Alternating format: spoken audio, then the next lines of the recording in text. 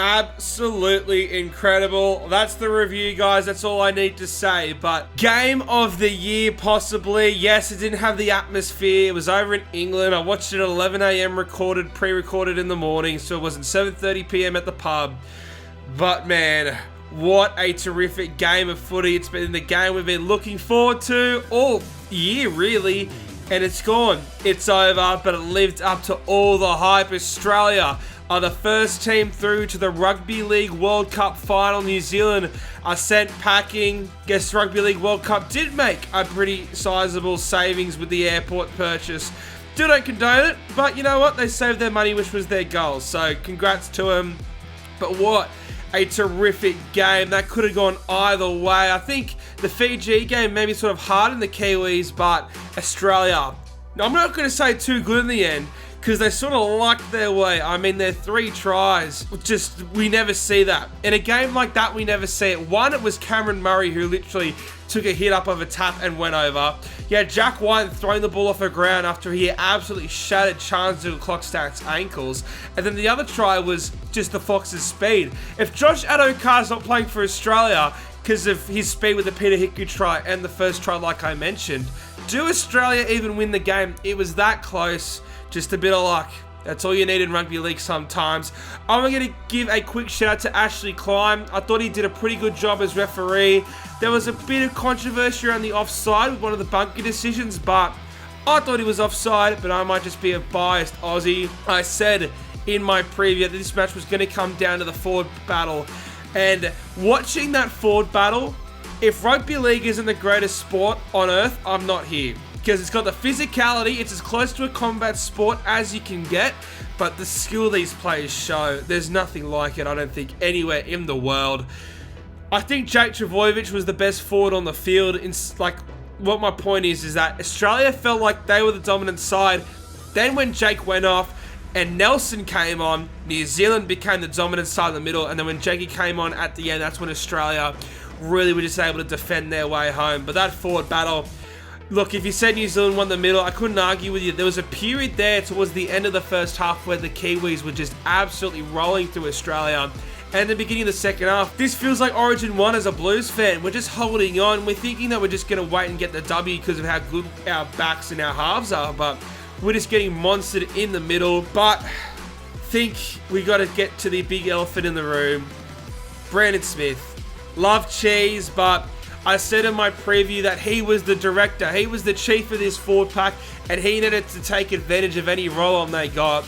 Cheese went missing. I love him. He's an awesome player, but he did a few good things defensively, except for one thing, which we'll just talk about. The Cameron Murray try, he's going to cop so much for this, and you're playing for your country. Always be ready, get off your line, make the tackle, then you can get your rest. But in his defense, he hasn't been playing dummy half at all this year. But he'll look back on that moment. He was terrific, you know. Not in this game, but he's had a terrific World Cup. I definitely think that's the worst game he's probably ever had in a New Zealand jersey. I mean, he had 6 missed tackles and 35 tackles, which is, you know, 35 tackles is good, but 6 missed in the middle for a dummy half. It's pretty disappointing from Cheese. I think he'll hate himself looking back on this game. He had an incredible year last year, and you could just tell that Melbourne was sort of off him, especially after the whole Mad Monday thing last year when he went to the Roosters. You know, he had a bit of a disappointing year, Smith, but that's over. The halves battle, that was all even. Cleary and Munster, Brown and Hughes, it was even. Cleary and Munster, they had their moments. Cleary was looking like when he had the error and that shocking kick, he was going to be the scapegoat. But thank God Australia won for Cleary's sake. I thought Munster was a bit quiet compared to Munster's standards. I actually thought Jerome Hughes was probably the best half on the field. Dylan Brown scored that try, which was a great try, but you know, he didn't do too much outside of that. What won Australia this game, if you don't want to say the luck thing like I said, was the outside backs. Mulatalu, Chansey, Nakora when he went there, Hiku and Rapida. They had their moments, but they were pretty quiet. But you compare that to the Aussie boys. Val, Fox both scored incredible tries. Jack White set up the Val Holmes try, but him and Latrell coming up with big play after big play after big play, and then the battle of the fullbacks. I couldn't lean to one. They were both that good. Joey Manu, 318 running meters. James Tedesco, 320. That is how close they were. Teddy, 8 tackle breaks to Manu's 4. Incredible. Incredible. What a game of rugby league. Honestly, that's all I've got to say.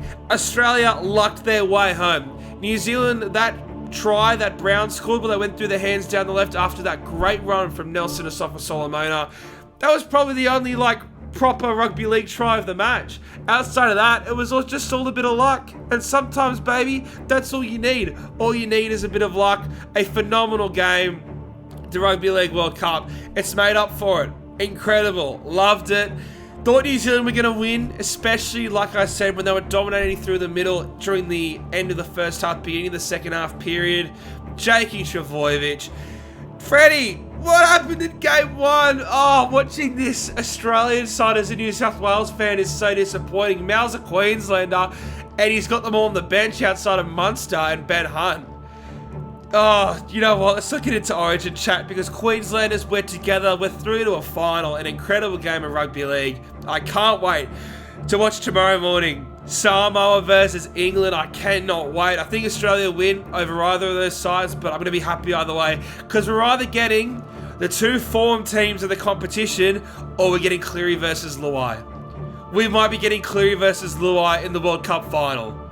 Just take my money. Take my money. I'll actually watch the game live for once. But guys, thank you so much for watching. Make sure you George to fill that like button. Tread that like button like it's Cameron Munster. Leave your thoughts down below. Do you think Australia will have enough in the gas tank to win the World Cup final? What do you think? And of course, subscribe. Like I said, you don't want to be the one guy who's talking footy at the pub, not subscribed to the page or YouTube channel. So make sure you are subscribed. An incredible game. Thank you, Australia. Thank you, New Zealand. Just, let's up the production value for the World Cup a bit next time. Because that's all that was missing. Just a cheeky bit of production value. Outside of that, terrific game of football. We've had some cracking NRL games. Origin Game 3 is probably the best one. But damn me if that wasn't in the conversation for the game of the year.